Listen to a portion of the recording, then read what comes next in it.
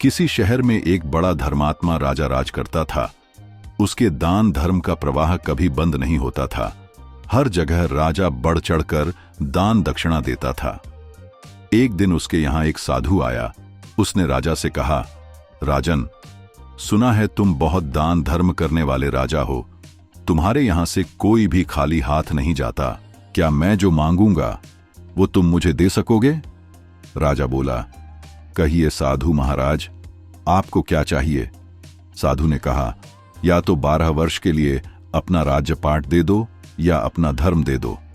साधु की बात सुनकर पहले तो राजा चिंता में पड़ गया, फिर सोच विचार कर उसने कहा, महाराज, मैंने राजपाट सब आपको दिया, संभालिए इस राजपाट को।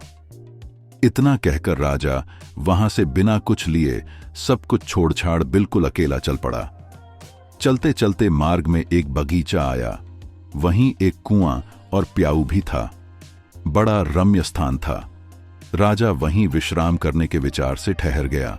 अगल बगल देखने पर उसे एक जीन कसा हुआ सुंदर घोड़ा दिखाई दिया, जिसके पास एक सुंदर स्त्री बैठी हुई रो रही थी। राजा को स्वभावतः दया आई। उसने उस स्त्री से रोने का कारण पूछा। स्त्री बोली, महाराज, मैं एक राजकुमारी हूं। मेरे पिता और भ्राता सबको शत्रुओं ने मार डाला है। मैं किसी प्रकार जान बचाकर यहां भाग आई हूं। अब आप ही देव के द्वारा भेजे मेरे आश्रयदाता हैं, अतः मुझे शरण दे। राजा ने कहा, ठीक है, घोड़े पर बैठ जाओ और मेरे साथ साथ चलो। राजकुमारी बोली, नहीं महाराज, आप ही घोड़े पर चलो, आपके सामने। मेरा घोड़े पर बैठकर चलना ठीक नहीं है। राजा घोड़े पर सवार हो गया। चलते चलते दोनों एक दूसरे राजा के नगर में पहुंचे। स्त्री ने कहा, आप शहर जाकर कोई बढ़िया मकान भाड़े पर ठीक करो, तब तक मैं यही बैठती हूं। राजा ने कहा, भाई, मेरे पास एक अधेला भी नहीं है, फिर मकान की बात किस मुंह से करूंगा?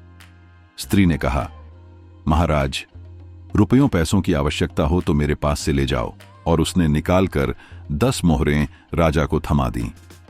राजा भी मकान ठीक कर आया और राजकुमारी को लेकर उसी मकान में गया और उन्हें वहां छोड़कर बाहर से घोड़े और उस स्त्री के लिए भोजन सामग्री ले आया।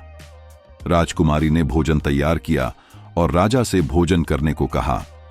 राजा ने कहा, अरे, आप भी तो भोजन करो। उसने कहा, नहीं महाराज, पहले आप भोजन कर लें, आपके बाद मैं खा लूंगी। राजा ने भोजन किया, स्त्री ने भी किया। दूसरे दिन उस स्त्री ने कहा, राजन, आपको अधिक कष्ट होता है, काम करने में क्यों ना एक नौकर रख लो? राजा बोला, भाई, मेरे पास तो एक अधेला भी नहीं है। इधर मंत्री लोग उसकी आकृति राजा के समान देखकर राज संबंधी जानकर कुछ न बोलते। कुछ दिन यूं ही बीत गए। एक दिन राजा और मंत्री वर्ग ने आपस में आखिर उस राजा के संबंध में बातचीत की।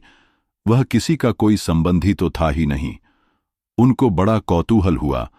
दूसरे दिन राजा ने उससे परिचय मांगा। और तुम मुझसे राजाओं किसी बात कर रही हो? स्त्री ने कहा, राजन, आप असमंजस में न पड़िए। मैं औरत जात न हुई होती तो स्वयं इन कामों को कर लाती। आपको कहने भी नहीं जाती रुपए पैसों की। आपको जब भी आवश्यकता पड़े आप हमसे निसंकोच मांग लिया कीजिए। राजा गया और एक नौकर ले आया। कुछ दिनों के बाद उस स्त्री ने कहा, उसने अपनी सारी बात बता दी।